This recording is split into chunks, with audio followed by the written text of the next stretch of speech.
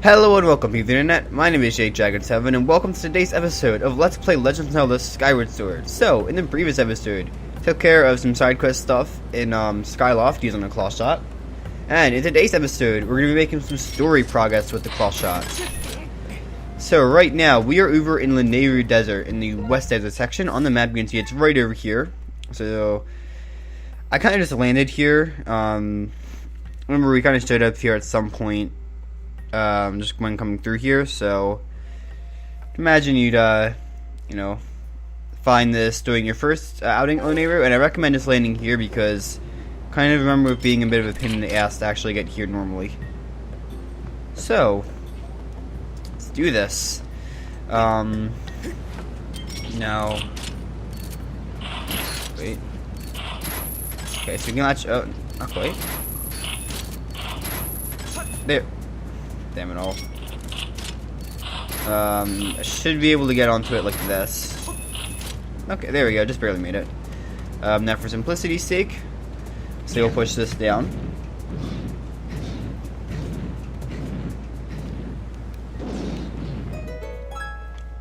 Yeah, we're about to travel on into quite possibly my favorite area in the whole game. Obviously, I did say how much I loved Lanayru last time, but I mean, in terms of overworld areas, I think this next area might just be my favorite in Skyward Sword, and one of my favorites in the entire series. So right here, this is pretty simple. This is a pretty simple area right here. This is the Lanayru Cave. Of course, we have our Goron friend from early in the game right here. Actually, no, this is a different guy, never mind.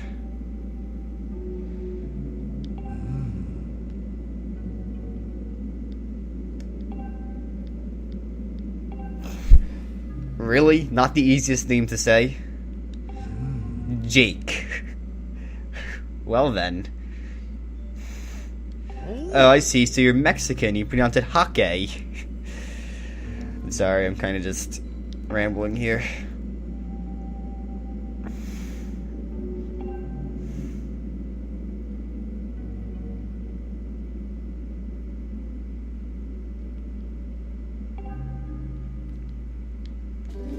So he just kind of gives us a key so we can go to the Lanayru Sand Sea. Pretty, strange, but okay. Good for us, I suppose. Obviously, we kind of want to just keep moving on here. And like I said, I don't really want to, waste any time getting to the Sand Sea because it's a good area, at least in my opinion. Okay, I'll just max out on bombs because I believe we may need some bombs coming up. And we get an extra monster horn. Okay, not a huge deal. I mean, it helps, I guess. Right now, I kind of need, I believe, ancient flowers and bird feathers.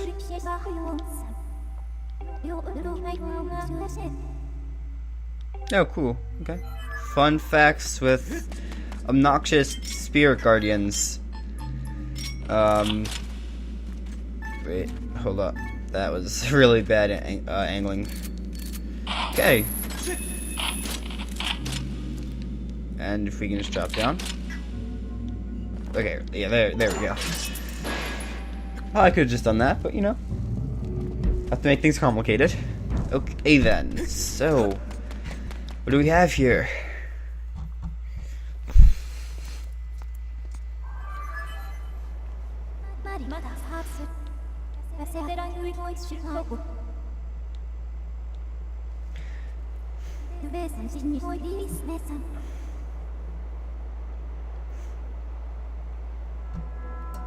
So yeah, if you thought the idea of excuse me, sorry if my voice sounds so great right now, but yeah, if you thought the idea of Lanayru formerly being like a vast plain and like a mine, like a luscious mine in the past was really cool, this is just so interesting. I just love this idea so much. It was once a coastal area, and now the entire thing is dried up into a desert, with even the ocean that it bordered being a desert. Maybe not ocean, but you know, the water near it is all gone. That is super cool, and the music is really good too here. I'll let you guys listen to it for a minute.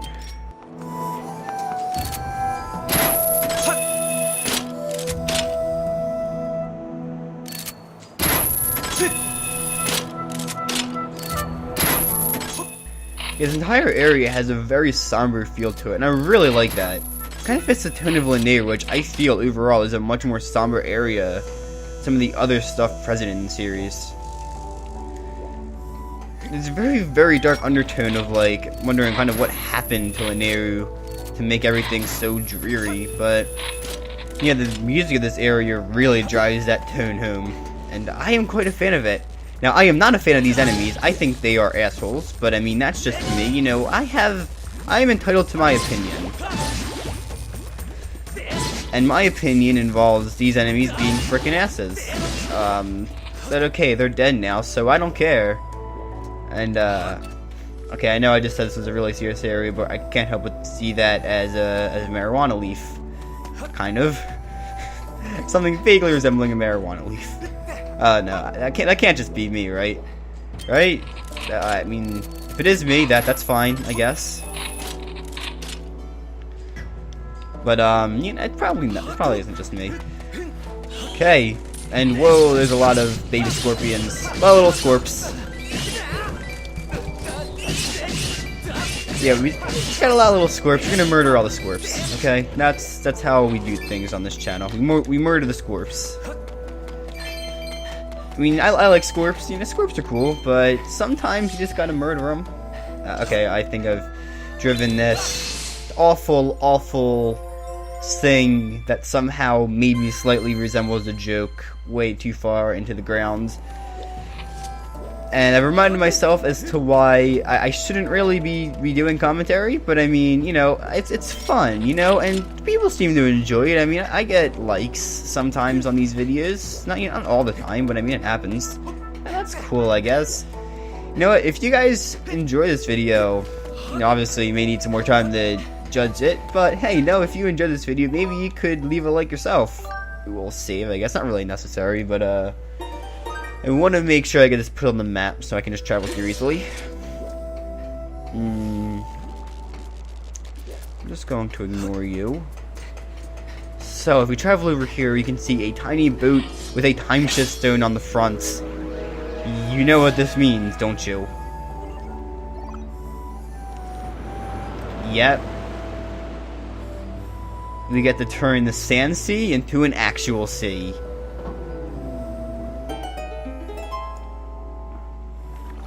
I mean, yes! I love this game.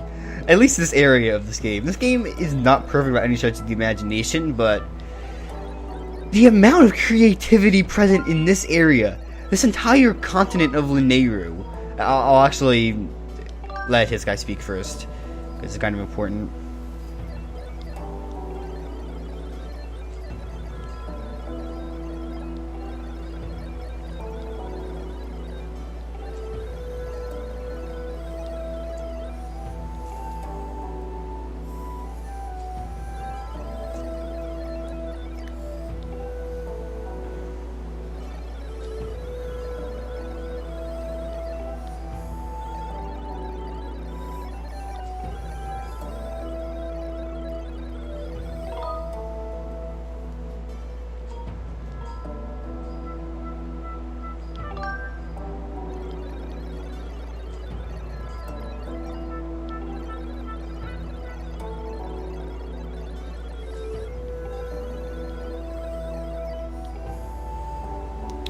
Seems like a fair deal.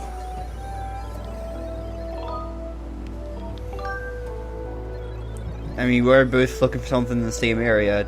You know, kind of makes sense to help each other out here.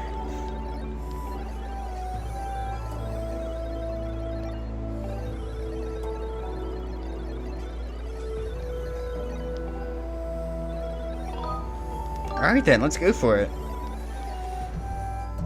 Yeah, this is kind of what I meant by, like, it's kind of hard to leave this area at times because you're in the open ocean a lot of the time, and I don't remember how many areas. I'm assuming most of the areas we travel to until the actual ship we're looking for. I believe a lot of them do have orange bird statues, but obviously, you know, it's not always readily available. Of course, you kind of always travel back here, but, you know. Okay, though. So obviously we'll just throw a beacon on here for simplicity's sake. But yes, So luckily for us, there's no gimmicky motion controls here. Just, I suppose there is with the cannon, but that kind of makes sense. This is all fairly easy stuff, and you can actually go faster. Okay, but yes, seriously though, like look at this. The scenery here is something else. It's just so interesting. This entire like desolate area, and then as you begin to move over it, there's just life forms and water, and it's just. It's not really life forms, but you know, obviously everything just feels more lively because of the water. It's just such an interesting idea, and the execution is perfect. Like, this isn't a case of like with some of the other things in this game. Like, this isn't a case of like a bad idea with a bad execution. Like, I feel like a lot of the motion controls are like that. For example, this is an incredible idea that was executed spot on, and I really do mean it when I say this might be one of my favorite things they've ever done in the entire series. I mean, this whole idea of the Sand Sea is just freaking genius. Can't help but love it, you know? And obviously the music is just really good. But, I don't know, man. Okay, so we do actually have a bird statue here, so I guess it's not really usually that big of a deal, but, you know. There's still a lot of traveling, and we do have a mini dungeon later on, so there's that. Okay, now I believe it's actually just a way for us to get down quickly.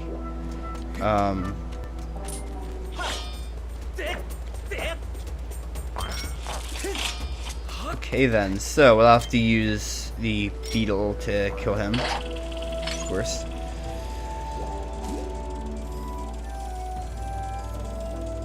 Alright though.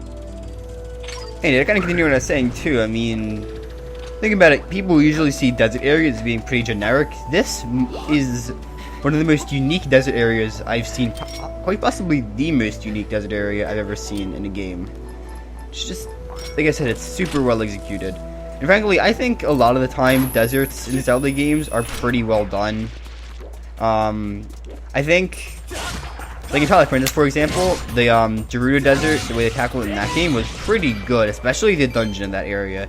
The desert itself was, I suppose, fairly basic. I still thought it was really well done.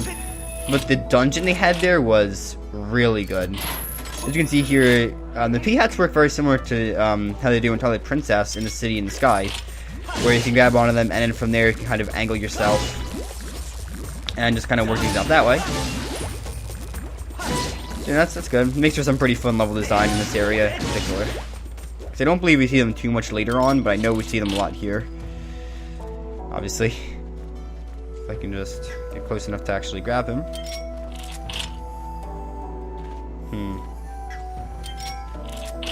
I feel like too long. Okay, how can I get over there better? Oh, you know what? Bums? But yeah, I suppose some of the other desert areas, really, if we're looking at the 3D games, not counting the DS ones because I haven't played them, I guess there's really just the N64 games because I don't think Wind Waker had a desert area. So yeah, Gerudo Desert in Ocarina of Time was pretty good. I suppose it really wasn't stand out, although I really, again, was a fan of the Spirit Temple. I think that was well done. And I think the way they executed the Gerudo race in Ocarina of Time was pretty cool. And in Majora's Mask, there, again, it wasn't really a desert, but I mean, yeah, there wasn't really a desert area, but I guess Icona Valley was probably the closest thing. And, Icona Valley was another really well done area. Again, not exactly a desert, but it's kind of close. And again, that's another area with a really dark history that was really well done. Now, obviously, Majora's Mask has a lot of dark themes in it, and a lot of characters and locations with very dark histories. But Icona was really the culmination of that. And someday in the future, I'm going to Let's Play that game. I'm planning to do a lot of Zelda Let's Plays going on in the future. But yeah, someday I do want to Let's Play Majora's Mask. And I'm super excited because that's my favorite game in the series. So, obviously, I'll have a ton of fun with that. And I probably could have just shielded it. I don't think of that in this game for some reason. And I could have just shielded it again, but I can never do the easy thing, you know? Oh, cool. I didn't know you could actually kill them like that. that maybe will help in the future, since I seem to struggle with those more than I should. But, yeah. 20 more rupees. Okay.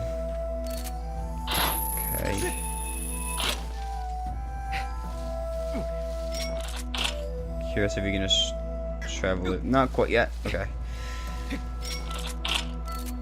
But, yeah, enough rambling on about, I suppose, Lanayru Desert as a whole. Skipper's Retreat's a pretty cool area. I like how there's like a vertical aspect to this area. I feel like there aren't too many Zelda games where you really do a lot of vertical. I guess it's probably not really true, but I feel like we haven't seen too much like vertical travel in this game so far. I guess. Well, again, it's actually not really true.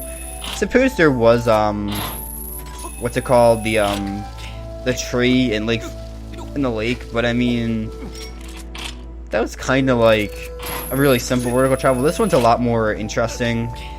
Again, this area has a very similar design, I guess, to the city in the sky from Twilight Princess with the whole claw shot mechanics. I'm glad they introduced the double claw shot in this game earlier than in Twilight Princess, because it's a really fun mechanic. Wait, there's an enemy here. There's Link. There's an enemy here. Okay. I wonder if I'm actually able to use the claw shots in this thing.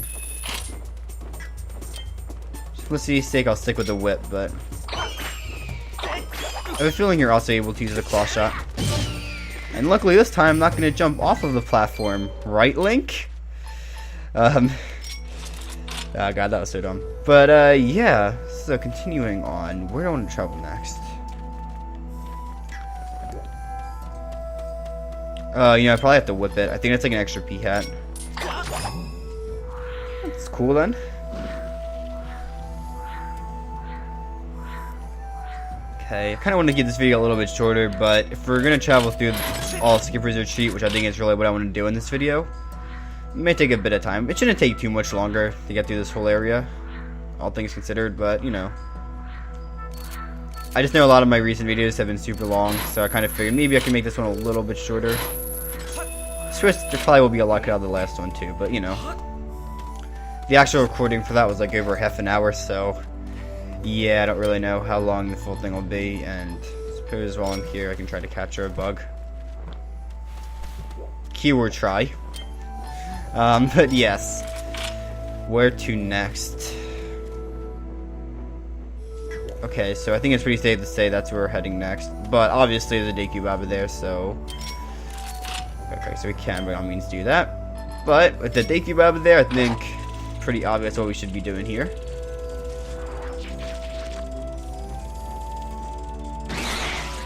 Okay then. Again, there's a lot of cool level design to play here, which I can really appreciate. I don't know if I said this before, but I'm trying to, like, I want to be a game developer, so I do take creative level design, you know, I really do appreciate it. It's something that I'm trying to learn myself. If anything, I'll probably end up being more of a composer. I know on this channel I haven't really uploaded too many original songs yet, although probably by the time this is uploaded I'll actually have a second one up. One that I'm really proud of. I know the first song I made wasn't really amazing, but I think the second one I did, which again should be up by now, it's called Old Valley Venture. I'm really proud of how that song turned out. I think it sounds awesome, and I messed around with. It's something I haven't actually done for any other Family Tracker songs yet, or any of mine, I should say, which is using arpeggios in the actual notes, like the instrument, I guess. Like, yeah, giving the instrument an arpeggio, which makes it sound even more chiptune-y than most of my other things, most of my other covers do. So yeah, if you want to, after this video, I recommend checking it out. I mean, I suppose I have bias towards my work, but, you know, I think it turned out very well. But, okay, that aside. Oh. Got more scorpions here. The little scorps are back. And you know what, I actually should look at all these pictures, because this kind of does go over the backstory of Captain a bit more.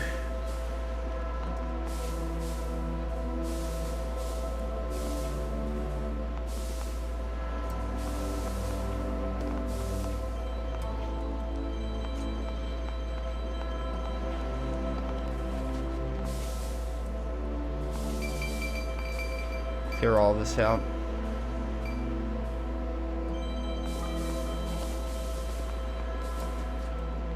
Yeah, this is kind of grim, honestly. You can imagine, I guess it's not really, actually, maybe, I don't believe it's ever stated how long Lanayru's been in ruin, but I feel really sad to think about it.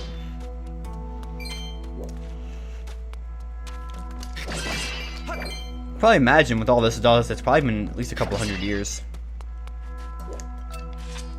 See, that's his crew right there on the sand ship.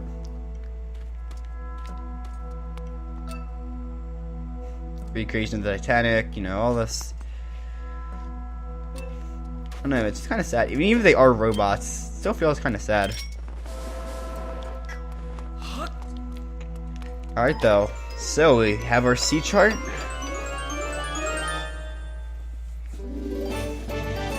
Suppose it's time we get rolling here.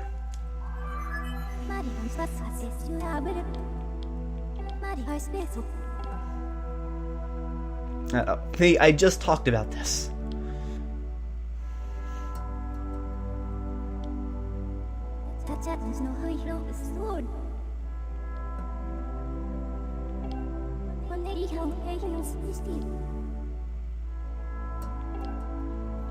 Yep, that's what I was just saying. But you make it sound pretty... You kind of like make it sound really simple. It's kind of, it's really dark when you think about it. Alright though, so... that does it for Skipper's Resort. Of course, there's all these little shortcuts to get down quickly. Just pass over that thank you, Bubba. And that is going to do it for this episode of Let's Play The Legend of Zelda Skyward Sword. If you found some form of enjoyment out of this video, please leave a like and maybe even subscribe so you can see all the future episodes of the series. Of course, still have a long way to go after this. So yeah, hope to see you all in the future, and yeah, have a nice day. Bye.